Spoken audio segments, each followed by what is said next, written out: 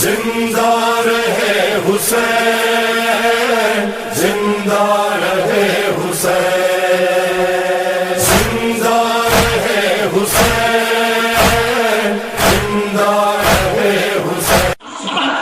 مولایا و مولا کل مومن و مومنہ، غدیر کے اعلان کے بعد آج کے بعد تو میرا بھی مولا بن گیا، مومن کا بھی مولا بن گیا، مومنہ کا بھی مولا بن گیا۔ اب نچلنا ہمیں اتنا علی علی کیوں کرتے ہو؟ ہم تو صحابہ کی سنت پہ عمل کرتے ہیں۔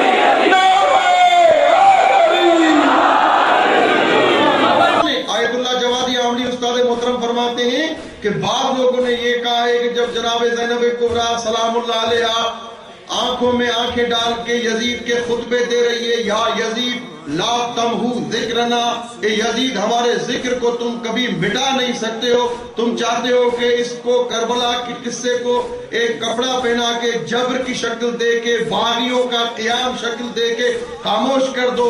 خبردار، لا تمہو ذکرنا۔ آقا جوادی آمنی فرماتے ہیں کہ یہ جو بعض افراد کہتے ہیں کہ بی بی زینب کبریٰ کا لہجہ خطبے کا لہجہ علی تھا، اس طرح نہیں ہے، بلکہ بی بی کے خطبوں کا وزن اتنا سنگین تھا کہ لوگ نہج البلاغہ کے ہم وزن سمجھ کے کہتے تھے کہ علی آ گئے۔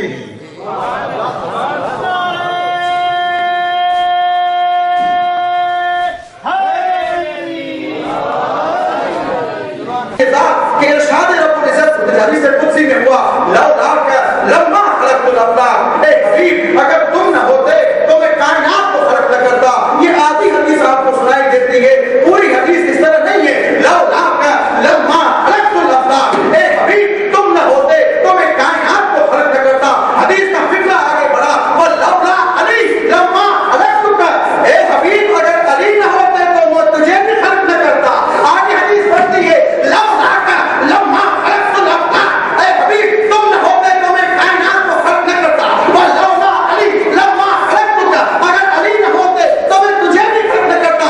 آگے جملہ بڑا، ولولا فاطمہ، اگر فاطمہ نہ ہوتی لما خلقتکما، اے محمد نہ میں تجھے خلق کرتا نہ علی تجھے خلق کرتا۔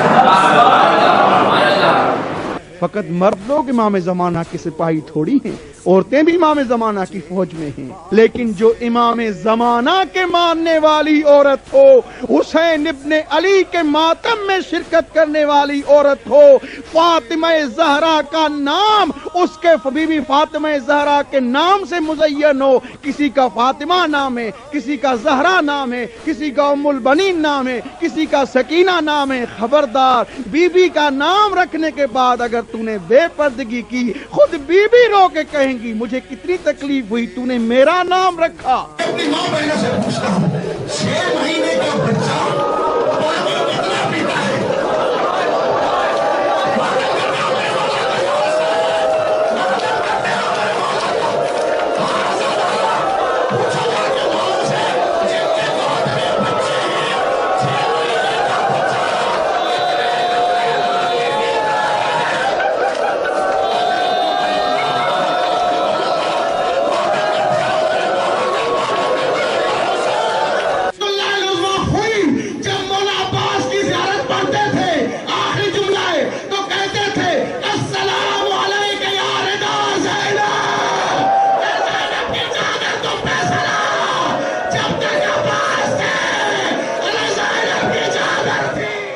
خدا نعت مصطفیٰ، ان مجلسوں میں ہوتا ہے قرآن لفشا، ان مجلسوں سے ملتا ہے جنت کا راستہ، ان مجلسوں کی ہوتی ہے کچھ ایسے ابتدا، ذاکر کے لب پہ پہلے خدا کا کلام ہے، خدا میں اس کا بڑا احترام ہے، یہ مجلس حسین علیہ السلام.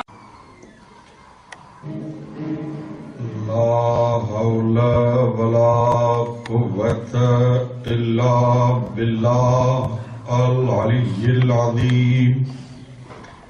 حسبنا الله ونعم الوكيل.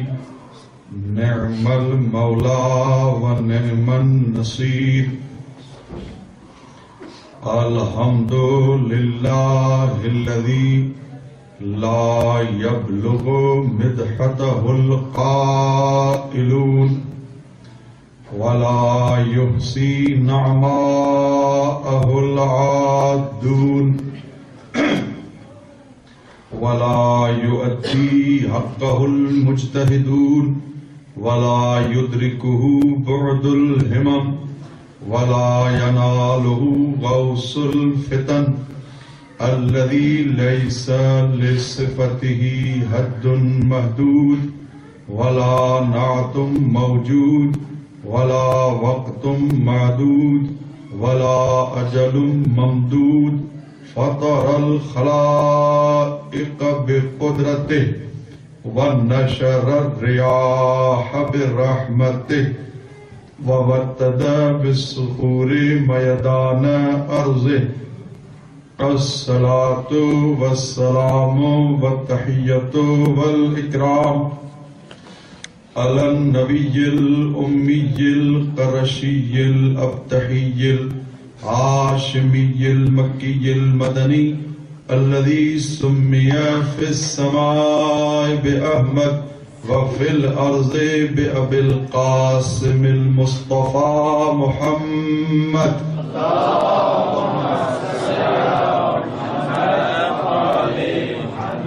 ثم الصلاة والسلام على أهل بيته الطيبين الطاهرين المعصومين المظلومين ورحمة الله على مواليهم ولعنة الله على أعدائهم أجمعين. أما بعد، عن الحسين بن علي بن أبي طالب عليهم الصلاة والسلام: ألا وإن السنة قد أميتت وإن البدعة قد أحييت فإن تسمعوا قولي وتطيعوا أمري أهدكم سبيل الرشاد. صلوات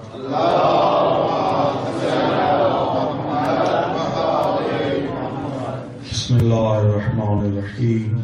اللهم كل وليك الحجة بن الحسن صلواتك عليه وعلى آبائه في هذه الساعة وفي كل ساعة وليا وحافظا وقائدا وناصرا ودليلا وعينا حتى تسكنه أرضك طوعا وتمتعه فيها طويلا. يا رب الحسين بحق الحسين اشف صدر الحسين بظهور الحجة. يا رب الحسين بحق الحسين اشف صدر الحسين بظهور الحجة. يا رب الحسين بحق الحسين اشف صدر الحسين بظهور الحجة. سرکار حجت کی سلامتی کے لیے اور میرے مولا کے ظہور میں تعجیل کے لیے بلند آواز سے صلوات پڑھیں.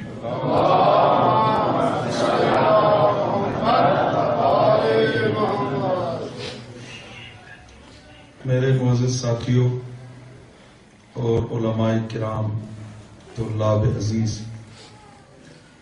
خداوند متعال مسلسل ان مجالس میں آنا اپنی بارگاہ میں منظور و مقبول فرمائے. آج 7ویں گفتگو کریم اہل بیت کے شہر کو مقدس میں آپ علماء کرام کے پیش نظر ہے. واقعہ کربلا کا تحقیقی جائزہ، جس میں ہم نے سرنامہ کلام کے طور پہ ہر انسان کی تحریک اور ہر انسان کے ہدف اور اس کے مقصد کے لیے مختلف توجیہات ہوتی ہیں. کبھی اس کا ہدف تحریف ہو جاتا ہے، کبھی اس کا ہدف صحیح طریقے سے بیان کیا جاتا ہے.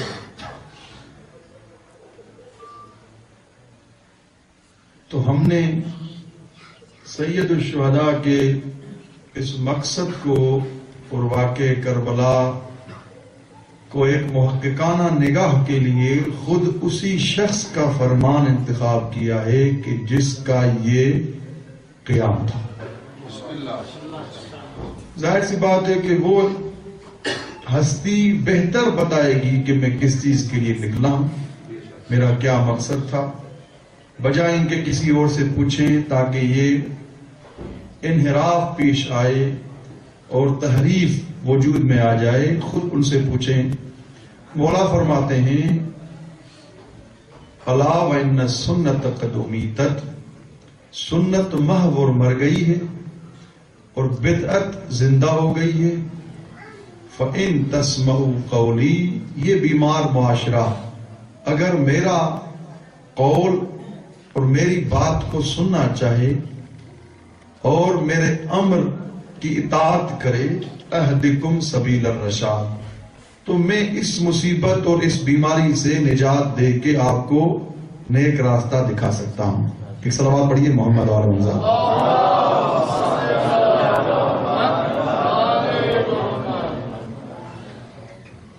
آپ حضرات مطلع ہیں کہ گزشتہ ایام میں ہم نے اساس اور کربلا کے واقعے کے رونما ہونے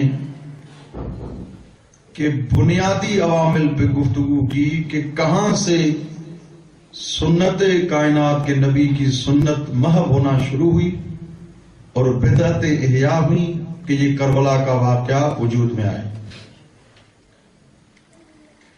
بات یہاں تک پہنچی کہ بنی امیہ نے اس دین مبین اسلام کو ایک بازیچہ اور ایک ہاتھ کا کھیل بنا رکھا تھا۔ جیسے ابو سفیان کا کل گفتہ آپ کی خدمت میں نقل کیا کہ جناب سید الشہداء جو کربلا سے پہلے سید الشہداء سے حمزہ سید الشہداء کے قبر پہ جب آتے ہیں تو کہتے ہیں کہ جس دین کے لیے تم نے اپنا خون بہایا تھا آج وہی دین ہمارے بچوں کے ہاتھ کا کھیل بن گیا ہے۔ یہ ہے بازیچہ بنانا دین کو۔ چار مہم بنی امیہ نے کام کیے، جن چاروں کاموں کا سید الشہداء نے جناب مسلم ابن عقیل علیہ الصلاۃ والسلام کے ہاتھ جو کوفیوں کو خط لکھا ہے اس میں اشارہ کیا ہے کہ میں آ رہا ہوں ان چار کاموں کو ختم کرنے کے لیے۔ اب ہم دیکھیں کہ وہ کون سے کام تھے جب بنی امیہ کے ہاتھ میں یہ واقع کربلا اور سنتوں کا محو ہونا اور بدعتوں کا احیاء ہونا پہنچا تو انہوں نے کیا کیا۔ سب سے پہلا کام جو بنی امیہ نے کیا، انہوں نے دین کو بے روح کرنا پیش کیا۔ دیکھیے توجہ کیجئے گا، ایک علمی نقطہ ہے یہاں پر۔ اگر وہ دین کے علاوہ کسی اور پلیٹ فارم سے آتے تو کوئی خریدار ہی نہیں تھا ان کی باتوں کا، اس لیے وہ کہتے کہ ہم تمہارے دین سے کوئی سروکار نہیں رکھتے ہیں، تم ہمیں سمجھانے کیوں آئے ہو۔ تو انہوں نے یہ محسوس کیا کیوں نہ ہم ایسا کام کریں کہ دین کے ذریعے ہی دین کو نقصان پہنچائیں۔ اور یہ بہت بڑی خطرناک چیز ہے کہ دین کے ذریعے دین کو نقصان پہنچانا، جس کی طرف سرکار سید السالدین امام چہارم زین العابدین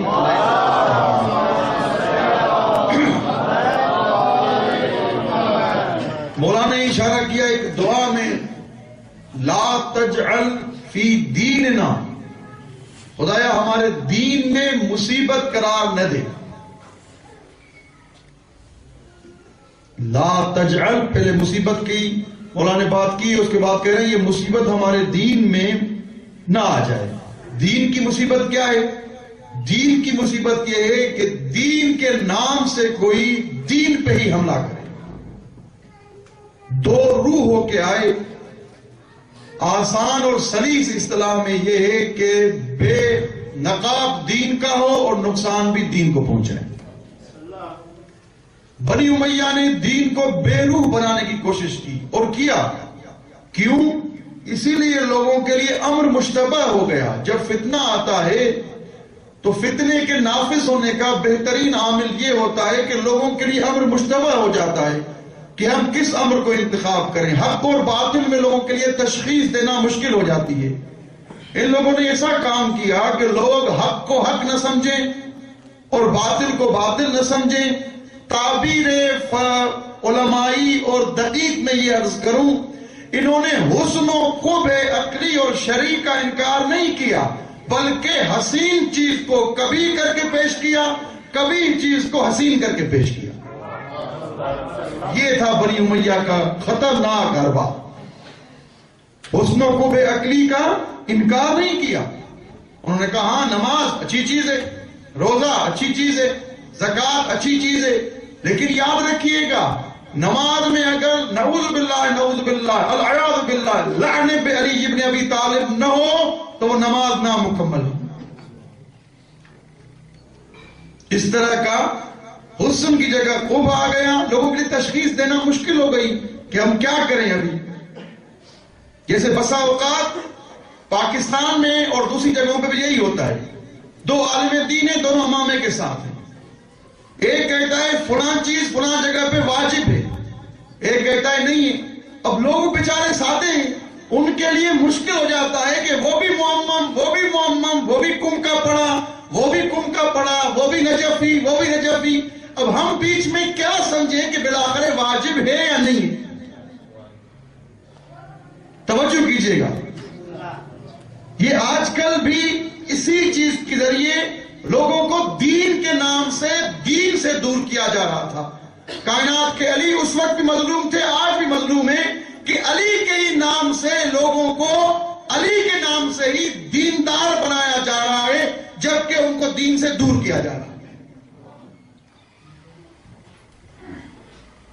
جب تقلید کی بات آئے گی کہیں گے علی مولا بیٹھے ہیں، تقلید ان کی کیجیے. جب شہادت ثالثہ کا مسئلہ آئے گا کھل کے بات کرو تو فتویٰ وجوب جز دے دیں گے، اس لیے کہ وہ بیچارے مشکل ہیں عوام ان کے لیے تشخیص دینا. ان کو کیا پتا ہے مجتہد کسے کہتے ہیں، تقلید کسے کہتے ہیں، فتویٰ کسے کہتے ہیں، فتویٰ مقام افتاء کب ہوتا ہے، فتویٰ مجتہد کب دیتا ہے، تشخیص مشکل ہے اس کے لیے. وہ کہیں گے مولانا آپ کہہ رہے ہیں کہ بے قصد ذکر پڑھ سکتے ہیں، اگر نہ پڑھیں تو مسئلہ نہیں ہے. تقریباً مجتہدین کا فتویٰ یہی ہے کہ اگر جز کی نیت نہ ہو تو آپ پڑھ سکتے ہیں ذکر کے عنوان سے، لیکن اگر نہ پڑھیں تو نماز باطل نہیں ہے. وہ کہتے ہیں اگر پڑھیں گے نہیں پڑھیں گے تو نماز ہی باطل ہے. اب دونوں امامے والے ہیں، ہم ان کی بات مانیں یا آپ کی بات مانیں. یہاں پہ انسان کو اگر خداوند متعال آزاد چھوڑتا، میں یہی جواب دیتا ہوں وہاں کی عوام کو، پھر ان کا اعتراض صحیح تھا. لیکن پروردگار نے اصول کافی میں ایک عجیب روایت ہے کہ دو حجتیں انسان کے لیے خلق کی ہیں، ایک حجت ظاہرہ جو انبیاء اور ائمہ ہیں، ایک حجت باطنہ جو عقل ہے. عقل سے تشخیص دیں کہ یہ انسان صحیح کہہ رہا ہے یا یہ صحیح کہہ رہا ہے. صلوات پڑھیے محمد والے محمد کی ذات.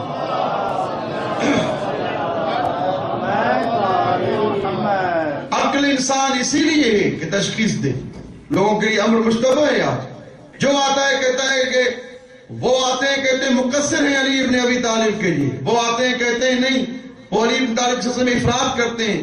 لیکن مسئلہ اصل میں یہ ہے عقل انسانی یہاں پہ مشتبہ امر کو تشخیص دے کہ حق کون سی چیز ہے اور ناحق کون سی چیز ہے. بنی امیہ کے دور میں دین کے نام سے دین پہ حملہ کیا گیا. پہلا کام جو بنی امیہ نے کیا دین کو بے روح کر دیا. امیر شام کے پاس ابن عباس آتا ہے، کہتا ہے امیر شام تم نے قرآن کے پڑھنے کی تو اجازت دے رکھی ہے لیکن تفسیر قرآن سے منع کیوں کیا ہے؟ تو امیر شام معاویہ کہتا ہے اس لیے منع کیا ہے کسی کو حق نہیں ہے، کسی کو تفسیر چاہیے تو ہم سے پوچھیں، ہماری دربار میں آئے. تم جیسے لوگ اگر تفسیر بیان کریں گے جب آئے تطہیر پوچھیں گے تو کہو گے اہل بیت کے لیے، جب آئے مباہلہ پوچھو گے کہو گے اہل بیت کے لیے، جب ہمیں یشی نفس ابتغاء پوچھو گے تو کہو گے علی کے لیے. میں چاہتا ہی نہیں ہوں علی اور اہل بیت سر پر سرے پہ کار آئیں، اس لیے میں چاہتا ہوں نہ تفسیر کی اجازت ہوگی نہ لوگوں کے لیے حق بیان ہوگا. یہ ہے امیر شام کا بیان. لوگوں کو حق سے دور کیا گیا اس حربے کے ساتھ، بے روح کر دیا. اور جب دین بے روح ہو جائے، آیت اللہ مصباح یزدی حفظ اللہ فرماتے ہیں غیرت دو قسم کی ہے. ایک غیرت انسانی ہے، اپنے الفاظ سے بیان کر رہا ہوں، خطابتی عنوان سے، مفہوم ان کا ہے، الفاظ میں رہی. غیرت انسانی ہے، ایک غیرت دینی ہے. کیسے اگر کوئی ہماری عورت کی طرف نگاہ کرتا ہے، ہمارے محرم کی طرف نگاہ کرتا ہے، ہمیں غیرت آتی ہے. تمہیں کس نے حق دیا ہے ہماری عورت کی طرف دیکھو؟ یہ غیرت انسانی ہے. لیکن جب کوئی دین پہ حملہ کرے، اگر ہمیں غیرت آتی ہے کہ ہم اس کا دفاع کریں، سمجھے ہم غیرت مند ہیں. یہ غیرت دینی ہے. تو غیرت دینی ہونی چاہیے انسان میں. جب غیرت دینی آ گئی تو انسان ہر جگہ دین کا کبھی قلم سے جواب دے گا، کبھی خطاب سے جواب دے گا، کبھی بیان سے جواب دے گا، کبھی میگزین کے ذریعے جواب دے گا، کبھی نیٹ کی کسی ویب سائٹ کے ذریعے جواب دے گا. اس کا جواب ملتا رہے گا. کیوں کہ غیرت دینی ہے. کیسے وہابی حضرات اتنے اعتراضات کرتے ہیں، اگر ان کا جواب نہ دیں ہم سمجھے ہم بے تفاوت ہیں، یعنی ہمارے لیے کوئی فرق نہیں ہے، ہمارے دین پہ اعتراض ہوں نہ ہو. اسی لیے میں اپنے افراد کو یہی کہتا ہوں جو لوگ آ کے تحقیق کرتے ہیں ہمارے مذہب میں کہ یہ چیز جائز ہے، جائز نہیں، یہ ہے وہ ہے، میں کہتا ہوں کیا اتنے شبہات جو وہابیت کے ان کے جواب ہم دے چکے ہیں، آ کے اپنے مذہب چیزوں کی تحقیق کریں. یہ بھی وقت اس چیز پہ صرف کریں کہ ان کے جوابات دے شبہات کے. تو دین کے نام پہ بنی امیہ نے کہا دین کے نام سے دین کا ہی بڑا غرق کرنا ہے. پیغمبر اکرم محمد مصطفیٰ صلی اللہ علیہ وآلہ وسلم فرماتے ہیں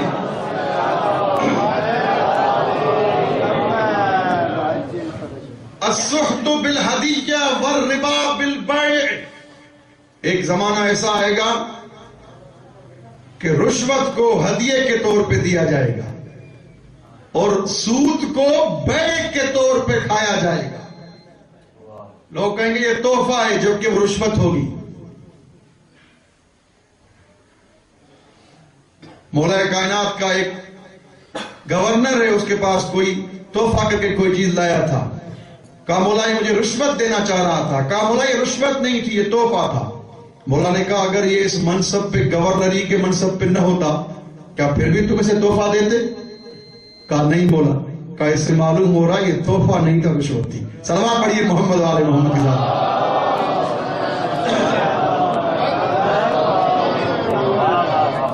حسن اور قبح کا ملاک چینج کر لیا. یہ عجیب کام کیا. ایک دوسرا بنی امیہ نے جو کام کیا وہ سید الشہداء نے اپنے خط میں لکھا ہے کہ میں ان کاموں کی اصلاح کرنے جا رہا ہوں. مقدسات دینی کو نابود کرنا شروع کیا. جو چیز مقدس تھی اس کو عدم تقدس کی مور لگائی، جو چیز مقدس نہیں تھی اس کو مقدس بنا دیا. جیسے ہمارے معاشرے میں زیارت گاہیں مقدس ہیں، مجلسیں مقدس ہیں. اس دن کسی نے اعتراض کیا برادرانہ طور پہ کہ مولانا یہ جو آپ نے بات کہی کہ انسان مجلس کے پیسوں میں سے مجلس کروائے اور اس طرف کوئی مریض ہے اس کو شفا کے لیے اگر کوئی کوشش کرتا ہے تو اس کا مقصد یہ نہیں ہے کہ فقط بیماروں کو شفا دے، ہاسپٹل میں پیسے جمع کرائے مجلس سے چھٹی ہو جائیں. کہا کہ اس طرح تو نہیں ہے، شیعہ لوگ پڑھیں گے ہمارے. ٹھیک ہے، اچھی بات ہے، میں نے یہ نہیں کہا، وہ اپنی جگہ پہ، لیکن مجلسیں بند کرا کے وہاں کا فنڈ کیوں وہاں جائے؟ ابھی حال میں آپ نے خبر سنی ہو کہ آیت اللہ جوادی عاملی حفظ اللہ سے بڑھ کے کوئی ہو سکتا ہے کیا؟ اپنے گھر کا سونا سید الشہداء کی جو قم میں زری بن رہی ہے ان کو ہدیہ کیا ہے. آغا سے کہیں جا کہ کسی ہاسپٹل میں جمع کرا دے کوئی شیعہ علاج ہو جائے. بھائی یہ باتیں تو سامنے والی ہیں. چند روز پہلے کی خبر ہے، میں نے بھی سنی، آپ نے بھی سنی ہے میڈیا کے ذریعے کہ آغا جوادی عاملی نے اپنے گھر والوں کا سونا ہدیہ کیا ہے. سید الشہداء کی زری جو بن رہی ہے قوم والوں کی مومنین کی ہمت سے اور دنیا والوں کی ہمت سے، وہ جائے گی سید الشہداء کے قبر اطہر پہ منسوب ہوگی۔ آغا سے کہیں آغا آپ کسی ہاسپٹل کو جا کے دیتے، کسی بچوں کی فیس جمع کراتے؟ نہیں، ایسی باتیں نہ کریں کہ لوگوں کو موقع ملے کہ ہمیں کہیں مقصر ہیں، یہ ماتم میں مقصر ہیں اور علی علی کرنے میں مقصر ہیں۔ نہیں، ایسی باتیں کریں جو حقیقت پہ مبنی ہیں، لوگوں کو موقع نہ ملے اور حق بھی ہیں۔ آغا جواد عاملی اس بات سے سمجھانا چاہتے ہیں کہ حسین ابن علی کی جتنی عزت اور اہمیت اور اس کی عزا کی اہمیت برقرار کی جائے وہ کم ہے۔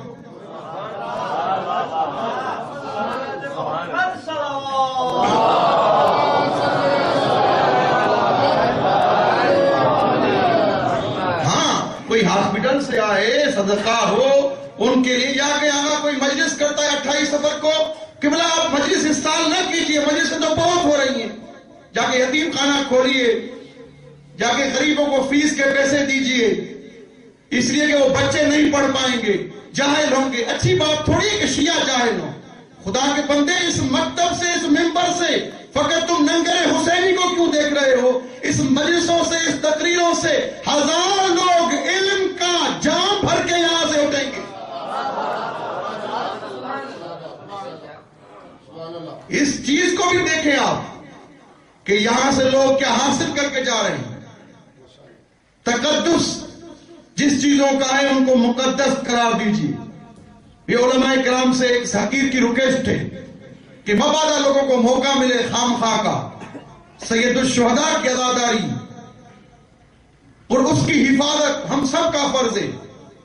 کوئی لنگر تیار کرے گا، کوئی چندہ دے گا، کوئی مجلس پڑھے گا، کوئی روئے گا، کوئی تابوت اٹھائے گا، ہر کوئی اپنے حصے کا کام کرے گا، لیکن ہوگا تو حسین کے لیے ہوگا۔ امام حسین کے ماننے والوں کی فیس کا بھی انتظام کیجئے، ان کی پڑھائی کا بھی انتظام کیجئے، لیکن یہ نہ کہیے کہ مجلسیں بہت ہو رہی ہیں، علم بہت ہو رہے ہیں، اب ان کی چھٹی کرائی جائے اور وہ اب یہ کام شروع نہ کیا جائے، کیونکہ نہیں، وہ کام اپنی جگہ پہ، وہ اپنی جگہ پہ۔ صلوات پڑھیے محمد و آل محمد کی ذات۔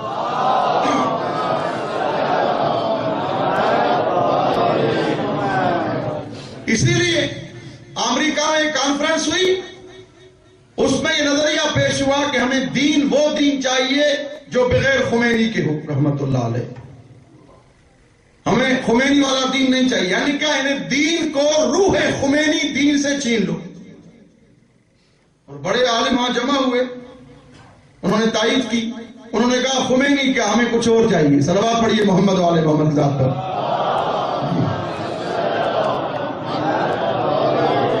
خدا عاقبت بخیر کرے ہماری۔ عبید اللہ ابن عباس جیسا انسان جب معاویہ نے پیغام بھیجا آ جاؤ، کہا میں نہیں آؤں گا حسن کو چھوڑ کر، 3 چیزوں کی پیشکش کی تاریخ میں لکھی ہے۔ ایک، جیسا منصب تمہیں وہاں ہے ویسا میں معاویہ دوں گا، کور کمانڈر بناؤں گا۔ دوسرا، شام کی حسین ترین کنیز خیمے میں تیرا انتظار کر رہی ہے، جیسے آئے شادی اسے تمہاری ہوگی۔ 3، کئی لاکھ درہم کس کو پیشنہاد دی کہ اتنے لاکھ درہم بھی دوں گا۔ پھر گیا عبید اللہ ابن عباس۔ عاقبت بخیری کی دعا کریں کریم اہل بیت کی بارگاہ میں ہم اور آپ، کہ جس طرح ہیں ہم آخر تک یہی رہیں۔ اور خمینی صاحب کے بقول دین بغیر دین بے روح ہے، وہ یہ چاہ رہے تھے کہ دین کو بغیر روح کے کر دیں۔ اگر جسم سے روح چھین لیں تو جسم بغیر روح کے بدبو ہو جاتی ہے، اس جسم میں جسم فاسد ہو جاتا ہے۔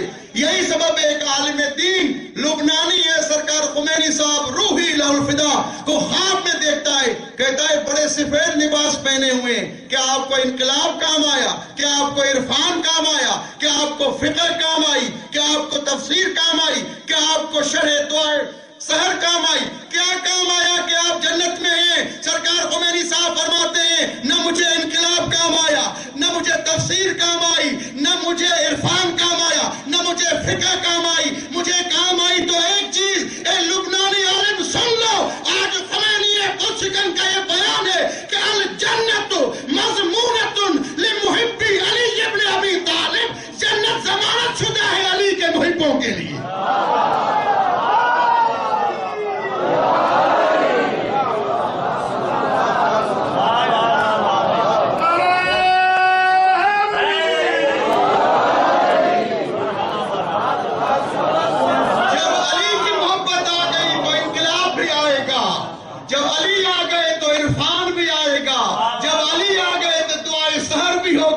علی تھے تب تو میں نے یہ کام کیے نا. قربان جاؤں اس ہستی پر کہ لوگوں نے کوشش کی کہ خمینی کے بغیر دین کو بے روح بنایا جائے، لیکن جس کو خدا رکھے اس کو کوئی نہیں مٹا سکتا. آج بھی دنیا میں اسی بت شکن کا تذکرہ ہے. لوگ تلواروں سے بتوں کو توڑتے ہیں، خمینی نے آنکھوں کی نگاہوں سے بتوں کو توڑا. برندہ تلوار کی طرح ان کی آنکھیں چلتی تھیں، تدابیر چلتی تھیں. اور عجیب بیان ہے، بغیر روح ہے، بغیر خمینی کے بے روح ہو جائے گا دین. سب کو پتا تھا کہ نشتر پارک میں پہلے دھماکہ ہوا اس دفعہ، لیکن تاریخ کی جا کے ریسرچ کیجئے کہ اس جلوس میں سب سے سالوں سے زیادہ رش تھا. حسینی ڈرے نہیں کہ شاید بم کا دھماکہ ہو.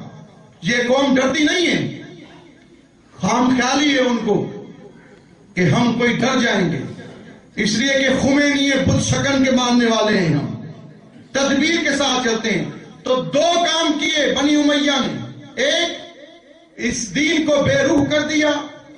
روزہ ہو بغیر روح کے، نماز ہو بغیر روح کے، تفسیر ہو بغیر روح کے. دوسرا کام تقدس زدائی، مقدسات کو پامال کیا. جو چیزیں مقدس تھی اس کو پامال کر دیا. اور تیسرا چیز، اسی چیز جو کی وہ ظلم محوری اور عدالت کا خاتمہ. عدل ختم ہو جائے اور ظلم دنیا میں رائج ہو جائے. اس پہ اتنی کوششیں کی انہوں نے، اتنی کوششیں کی کہ ظلم کو تحدید کے ذریعے، تطمیع کے ذریعے، میرے پاس وقت نہیں ہے، دامن رکھنے گنجائش نہیں ہے کہ بیان کروں، عدالت کا بیڑا غرق کیا اور ظلم کا قیام کیا. میں عرض کروں گا کہ ان 4 اصول کی طرف سید الشہداء نے اشارہ کیا ہے کہ میں کیوں نکل رہا ہوں. اور چوتھی چیز، امامت کے مفہوم کو ختم کرنا چاہا جو حقیقی امامت تھی. ہمارے نزدیک امامت منصوص من اللہ ہے. ہمارے نزدیک امامت وہ امام ہوتا ہے جو محدث الملائکہ ہوتا ہے، جس سے ملائکہ بات کرتے ہیں.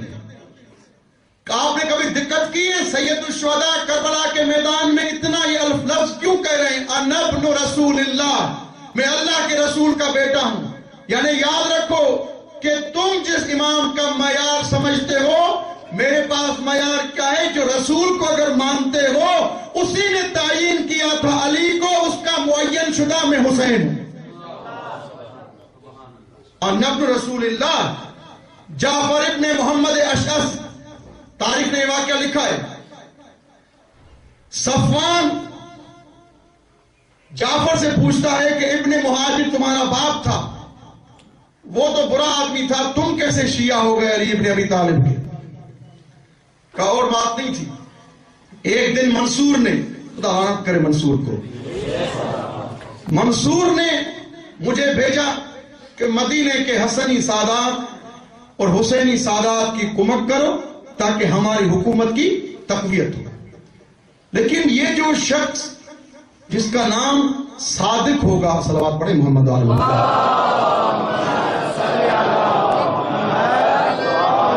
یہ تمہاری بات پہ نہیں آئے گا. اس کو جا کے یہ کہنا کہ میں خراسان سے آیا ہوں، آپ کا شیعہ ہوں، کچھ وجوہات اور خمس کے پیسے لے کے آیا ہوں، تب یہ تم سے لے گا. آیا مدینے، اب بتا رہا ہے صفوان، کس کو بتا رہا ہے؟ اس کا بیٹا ہے ابن مہاجر کا، محمد ابن اشعث کو بتا رہا ہے کہ میں شیعہ کیوں ہوا. کہا میرے بابا نے، ابن مہاجر نے یہ معمولیت قبول کی. اب وہ منصور کو قصہ نقل کر رہا ہے جیسے مدینے میں گیا اس طرح واقعہ ہوا. حسنی اور حسینی سادات کو پیسہ دیا. جب چھٹے امام کی خدمت میں مدینے میں آیا تو مولا مسجد میں تھے. مولا دیکھ کے مجھے کہنے لگے ابن مہاجر. کہا مولا میں ابن مہاجر نہیں ہوں، میں خراسان سے آپ کا شیعہ آیا ہوں. کہا جھوٹ بولتے ہو، تم ابن مہاجر ہو اور تم پیسے لے کے آئے ہو منصور کے. ابن مہاجر کہتا ہے مولا شیعہ ہوں، خراسان کا ہوں. کہا مجھے پتا ہے تم پیسے لے کے آئے ہو. جب منصور کو یہ واقعہ سنایا کہ سرکار چھٹے لال ولایت کے ہمیں واپس کر دیا تو منصور کا جملہ سنیے گا. منصور کہتا ہے ان جعفر ابن محمد محدثنا الیوم، آج کے زمانے کا محدث جس سے ملائکہ گفتگو کرتے ہو وہ جعفر ابن محمد صادق ہے. وہ امام جعفر کی ذات ہے. یہ ہمارے یہاں امامت. امام منصوص من اللہ ہوتا ہے، امام محدث الملائکہ ہوتا ہے، جس سے محدث ہونے کے لیے ملائکہ فخر کرتے ہیں. یہ ہے امام. اور یہی 4 چیزوں کی طرف امام نے اشارہ کیا ہے. من الحسین ابن علی الى الملأ من المؤمنین والمسلمین اما بعد. مولا فرماتے ہیں دین کو بے روح کر دیا ہے بنی امیہ نے، تقدس کو ختم کر دیا ہے، امامت کا مفہوم تبدیل کر لیا ہے بنی امیہ نے، ظلم کو عام کر لیا ہے. اب مسلم ابن عقیل کے ہاتھ میں خط بھیجتا ہوں. آپ نے کہا ہے لیس عندنا امام فاقبل. کوفیو تم نے لکھا ہے کہ ہمارے پاس کوئی امام نہیں ہے، تم آ جاؤ. اگر یہ لکھا ہے وَأَنَا بَاعِثٌ إِلَيْكُمْ أَخِي وَابْنَ عَمِّي وَثِقَتِي مسلم ابن عقیل، میں اپنے چچا کے بیٹے کو اور اپنے مورد اعتماد کو بھیج رہا ہوں تمہارے پاس. فَلْعَمْرِي مَلْ امام إِلَّا الْحَاكِمُ بِالْكِتَابِ. ایک مولا فرماتے ہیں امام اس کو کہتے ہیں جو کتاب خدا پہ عمل کرے، اور تم نے امامت کے مفہوم کو چینج کر لیا ہے. میں ایک یہ کام کروں گا آگے، کتاب خدا پہ عمل کروں گا. دوسرا القائم بالقسط. امام وہ ہے جو عدل و انصاف کا قیام کرے، تم نے ظلم کو پھیلا دیا ہے. 3 الدائن بدین الحق. امام وہ ہے جو دین حق کا قیام کرے اور دین حق کو پھیلائے. 4 تم نے مقدسات کو ختم کیا ہے، لیکن امام اس کو کہتے ہیں الحابس علی نفسہ للہ، جو خدا کے ہاں اس کی نفس فنا ہو جائے خدا کے لیے، اس کو امام کہتے ہیں. اور تم نے امامت کا مفہوم یہ پیش کیا ہے کہ جو دنیا میں محو ہو جائے وہ امام ہے. مولا فرماتے ہیں والسلام. یہ بہار انوار میں خط موجود ہے. امام نے یہ 4 چیزوں کی بیماری چاہیے حل کی. اور یہی بات ہے کہ سید الشہداء کے سلسلے میں بہت سے لوگوں نے کہا کہ امام اتنا یزید سے ڈٹ کے لڑے، لیکن دوسرے امام نے صلح کا کیوں راستہ انتخاب کیا؟ اصل میں یہ ذرا تشریف لائیں اگر آگے تو بعد میں اور زحمت نو. صلوات پڑھ کے محمد و آل محمد پہ، بر محمد و آل محمد صلوات.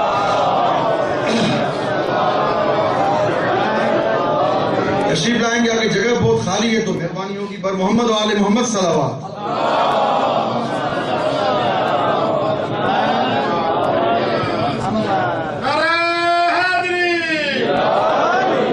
آپ کو علم ہے کہ میں جان بوجھ کے یہاں آپ کو لایا ہوں کہ صلح امام حسن پہ گفتگو ہو، اس لیے کہ مجھے ایک اور منزل پہ آپ کو لے جانا ہے. اور آج کا دن ہی میں نے اس بحث کے لیے انتخاب کیا تھا. حالات فرق تھے. آپ دیکھیں اتنے امام نے معجزے کیے ہیں، مولا کائنات نے، مولا کے معجزے ہیں، مولا کے فضائل ہیں، لیکن امام ظواہر پہ معجزے کرتے تھے. اگر غیب سے خبریں دیتے تو کوئی مانتا ہی نہیں، کیونکہ ہر کسی کے دل میں علی کی معرفت اس طرح تھوڑی تھی کہ غیب سے علی فیصلے کرے. نہیں، ظاہر میں فیصلے کرتے تھے علی. مولا کو پتا تھا لیکن ظاہر میں لوگوں کو دکھاتے تھے. اصل میں دونوں اماموں کے حکومت کے سامنے والے مد مقابل کا فرق تھا بادشاہ کا.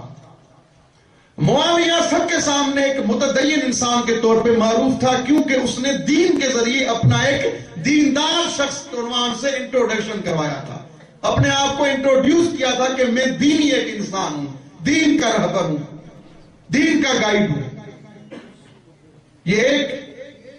اور دوسری یعنی یزید میں یہ تھا کہ علی الاعلان فسق و فجر میں امام کے لیے جواز تھا، اسی لیے سرکار سید الشہداء نے یزید کے دور میں قیام کیا، لیکن معاویہ کے دور میں پھر بھی قیام نہیں کیا. یہ دونوں کے کنٹراڈکشن کا باعث نہیں بنتا ہے، تضاد کا باعث نہیں بنتا ہے صلح امام حسن اور قیام امام حسین، بلکہ میں ثابت کروں گا کہ صلح امام حسن مؤید اور مکمل اور مقوی قیام حسینی تھا. ایک حکمران کا فرق، جلدی گزر جاؤں اس باتوں سے. دوسرا بند دیکھیے سلح کا، جا کے سلح نامہ پڑھیے گا علماء کرام. بند جو ہے، ایک بند میں یہ ذکر کیا ہے پہلے بند میں کہ معاویہ حسن ابن علی اس شرط پہ تیرے ساتھ سلح کر رہا ہے کہ تم کتاب خدا اور سنت رسول پہ عمل کرو گے. اس پالیسی سے امام نے چاہا کہ لوگوں کو دکھاؤں کہ دیکھو میں نے یہ شرط رکھی تھی، لیکن معاویہ حدود اللہ اور حدود رسول کا پابند نہیں ہے، تاکہ معاویہ کو رسوا کرے. یہ دو. تیسری چیز، روم سے ایک لشکر آیا تھا جو حملہ کرنے آیا تھا اسلام کی فوج پر. مولا نے چاہا اگر ہم دونوں ساتھ ہو جائیں گے تو لشکر واپس رہے. کما ایسے ہوا. سلح کرنے کے بعد لشکر پورا چلا گیا واپس. اس پہ گفتگو کے لیے بہت وقت چاہیے، بہت جلدی گزر رہا ہوں میں. اور اس کے بعد لشکر روم کے بعد جب حکومت امام حسن مجتبیٰ کے ہاتھ میں تھی تو مولا نے چاہا کہ دین حفظ ہو. اصحاب کا فرق تھا آپس میں. سرکار حسن فرماتے ہیں لو قاتلت معاویہ فاخذوا بعنقی ھذا والیہ السلام، اگر میں حسن مجتبیٰ معاویہ سے جنگ لڑوں، یہی میرے اصحاب جو بظاہر میرے اصحاب ہیں مجھے گریبان سے پکڑ کے معاویہ کے پاس اسیر بنا کے لے جائیں گے. لیکن سید الشہداء فرماتے ہیں مجھے وہ اصحاب ملے جو میرے نبی کو بھی نہیں ملے. دیکھیے کتنا فرق تھا اصحاب میں، حالات میں کتنا فرق تھا. ادھر اصحاب وہ ہیں لو قاتلت معاویہ لاخذوا بعنقی ھذا والیہ السلام، تسلیم کریں گے مجھے. عجیب بات ہے. یہ ذہن رکھ لیں کہ مولا نے چاہا امام کے لیے، علماء کرام کا مجمع ہے، امام احساسات کا مرکز نہیں ہوتا ہے. عقل کی بنا پہ امام حافظ دین کا نام ہے. امام شریعت محمدی کے محافظ کا نام ہے.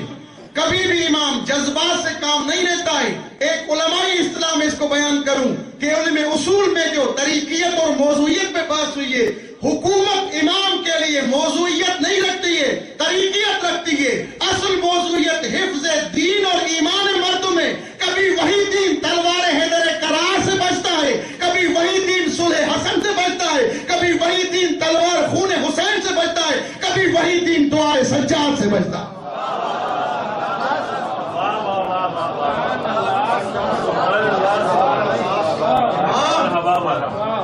امام موضوعیت نہیں رکھتا ہے. امام کے لیے دین موضوعیت رکھتا ہے. حکومت موضوعیت نہیں ہے امام کے لیے. ایسا ماحول ہو گیا تھا، معاویہ اور بنی امیہ نے لوگوں کو مشتبہ کر دیا تھا. ضمیروں کو بیدار ہونے کی ضرورت تھی. امام حسین کے پاس دو راستے تھے، یا تبلیغ کے لیے نکلیں یا خون کے ذریعے شہادت دیں. وہ بیدار ضمیریں ہونے کے لیے جو ضمیریں مردہ ہو گئی تھی، اس کے لیے تبلیغ کیوں؟ جب تک زمین ہی بھنجر نہ ہو اور زمین ہی خراب ہو، چاہے کتنا بھی اچھا آپ بیج اس پہ کاشت کریں کچھ نہیں ہوگا. جب ان میں لوگوں میں صلاحیت ہی نہیں تھی تو امام کیا کر سکتے تھے؟ امام نے دیکھا کہ ابھی تبلیغ سے کام نہیں چلے گا. اگر ان کی مردہ ضمیروں کو جو سالوں سے مردہ بنائی گئی ہیں کوئی چیز زندہ بنائے گی تو وہ لہو حسین بنائے گا. اسی لیے امام نے اپنے خون کا نذرانہ پیش کیا. زمین ساز قیام حسینی تھا. اور سید سجاد میرے مولا کے خطبے اور میرے مولا کا بیان اس بات پہ گواہ ہے کہ کبھی اسلام دعا کے ذریعے بچتا ہے، کبھی خطبے کے ذریعے بچتا ہے. جب دربار یزید میں میرے مولا آئے ہیں تو یزید نے کہا میں نے باغی پہ فتح کی ہے. نعوذ باللہ، جس نے حکومت وقت خلاف قیام کیا تھا. اشارہ کر رہے ہیں آگے آنے کے لیے. آگے تشریف لائیں پر محمد آل محمد صلوات.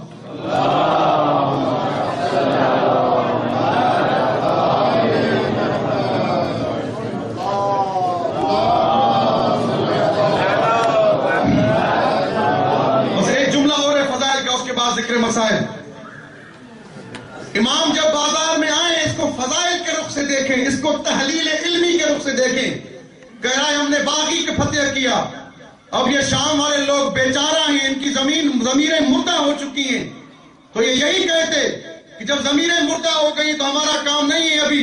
لیکن یاد رکھیے امام علیہ الصلوۃ والسلام کا یہ کام ہے کہ کربلا اور کربلا کے بعد کوفہ اور شام کے خطبے کے ذریعے اس نہضت کو بچائیں.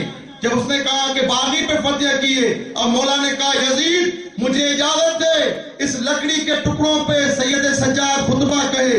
امام حاضر الاعباد کا لفظ فرما رہے ہیں، یعنی جس پہ علی اور آل علی کی برائی ہو وہ ممبر نہیں، لکڑیوں کے ٹکڑے ہیں.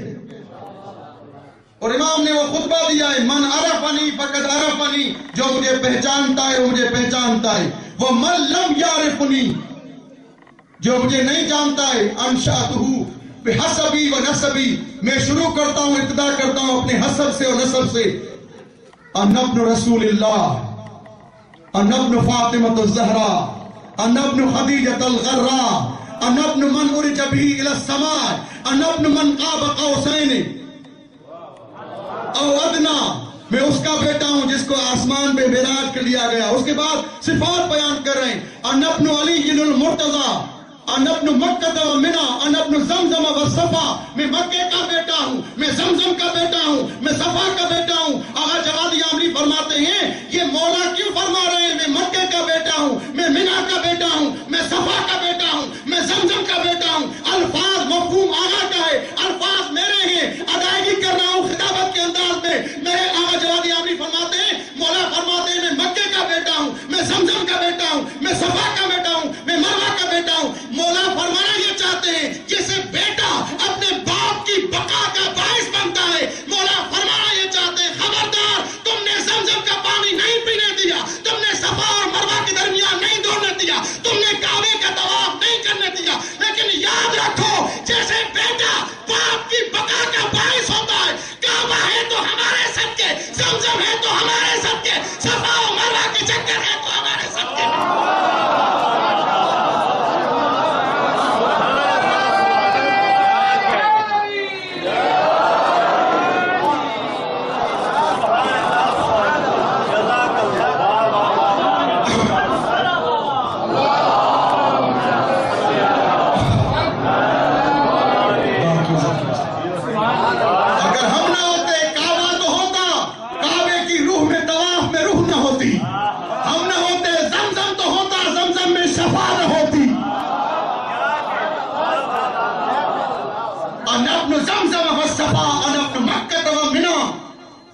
یہ ہم باعث بنے، وہ تو دین کو بے روح بنا رہے تھے بنی امیہ والے.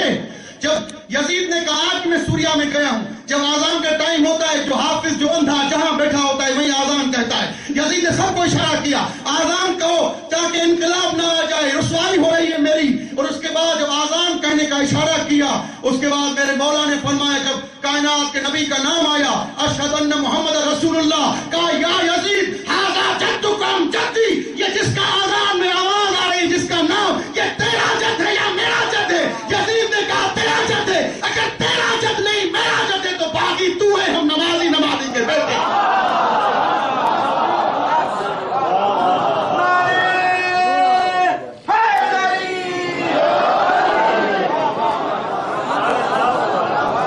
مولا نے تختہ الٹ دیا یزید جیسے کا، خبردار.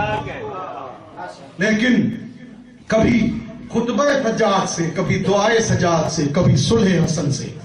ایک شخص علی کے پاس آتا ہے، علی کے پاس کہتا ہے علی اللہ کے نام پہ روٹی کا سوال ہے، یہودی کے بعد میں میرا مولا کام کر رہا ہے. کہا سامنے پڑی ہوئی ہے. ختم کر دیا موضوع، گھٹنے پہ توڑنے کا ارادہ کیا، روٹی نہ ٹوٹی. کہا مولا تو کیسے کھاتا ہے؟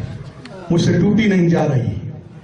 کہا جاؤ مدینے، تمہیں اچھا کھانا کھانا ہے، وہاں ایک دسترخوان ہوگا، ہاں میں آپ کو قریب کر رہا ہوں اپنے منزل کے. مولا آپ کا گریہ قبول کرے، میں آپ کو اپنی اس منزل پہ لایا ہوں جہاں مجھے لانا. تمہیں اچھا کھانا کھانا ہے، میں علی اس قرص نان پہ اکتفا کرتا ہوں، علی تیری زندگی پہ قربان جاؤں. مرحبا. اگر تمہیں کھانا کھانا ہے مدینے میں جاؤ، ایک شخص کا دسترخوان ہوگا جس کا نام حسن ہوگا. کسی سے پوچھو نا کریم آل محمد کون ہے، اس کا دسترخوان. مرحبا مرحبا مرحبا.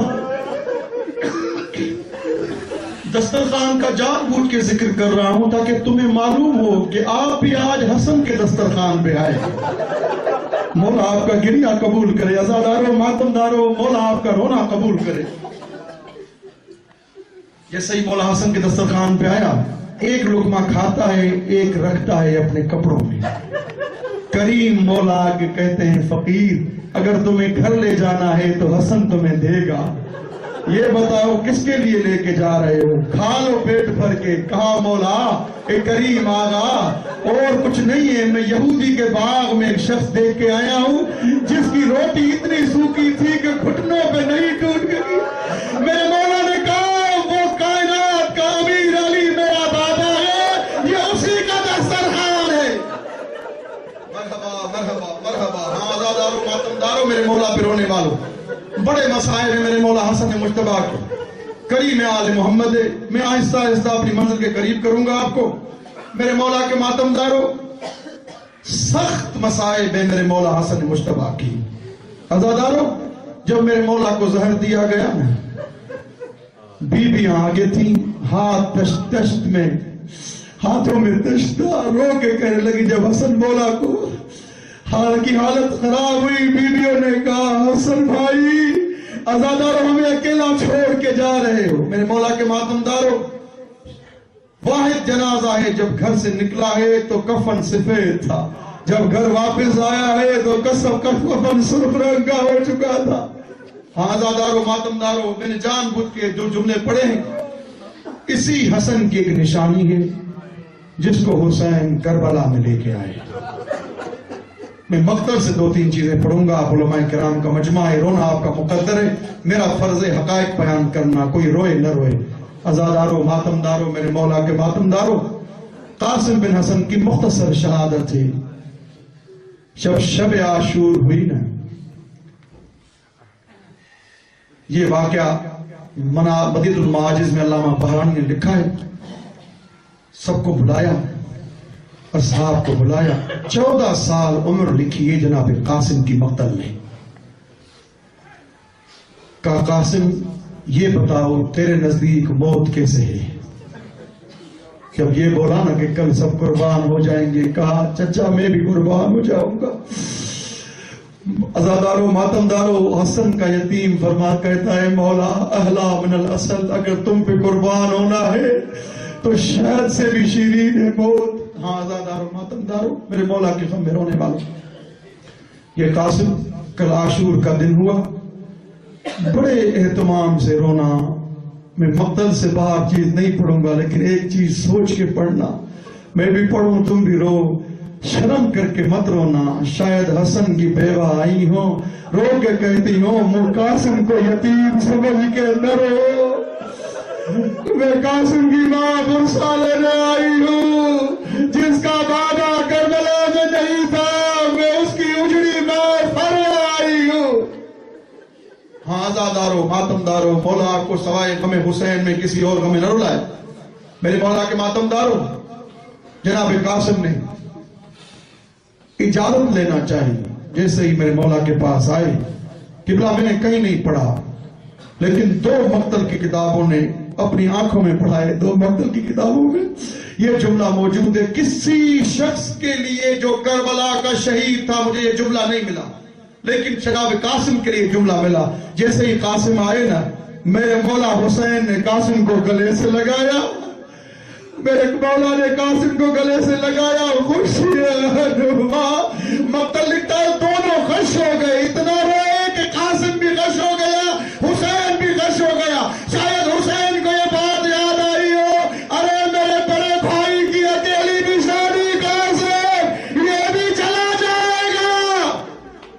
عزادارو ماتمدارو میرے مولا کے غم میں رونے والوں، بس 2 جملے اور ہیں، آپ کی زحمت تمام۔ عزادارو جناب قاسم نے اجازت دی، میرے مولا حسین نے اجازت نہیں دی، مقتل میں موجود ہے۔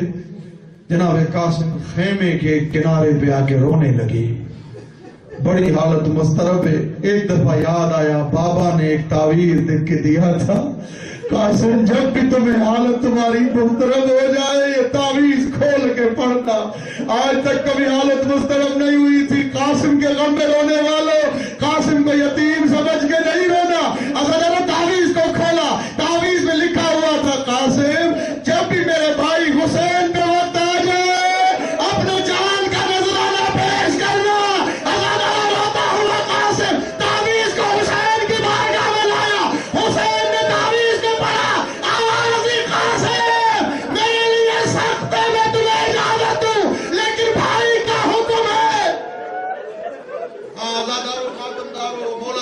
تعزیہ قبول کرے. ہاں آزاداروں، میرے مولا کے غم میں رونے والوں، جناب قاسم کے غم میں رونے والوں، امام حسن کی ایک ہی نشانی ہے جس پہ رونے آئے ہو. امام زمانہ زیارت ناہیہ میں فرماتے ہیں میرا سلام ہو اس بچے پر جب اس نے آواز دی تو حسین باز کی طرح اس کے جنازے پہ پہنچا. میرے مولا کے ماتمدار وزاداروں، جناب قاسم نے جیسے اجازت لی ماں کے پاس آئے. ماں مجھے اجازت دیجئے. حسین مولا نے اجازت دے دی ہے. قبلہ تاریخ کا جملہ ہے، اپنے ہاتھوں سے حسین نے گھوڑے پہ سوار کیا. قاسم جاؤ. قبلہ حسین عمر کم ہے لیکن حسین مولا کے ماننے والوں آئے ہیں. کئی لوگوں کو فنار کیا. ایک دفعہ کسی کی آواز آئی اس کو بھیجو. ایک تاریخ میں شخص کا نام لکھا ہے جو 1000 لوگوں کے مقابلے میں زیادہ تھا. بی بی ام فروا معاف کرنا، تیرے قاسم کی عمر ہی کتنی تھی؟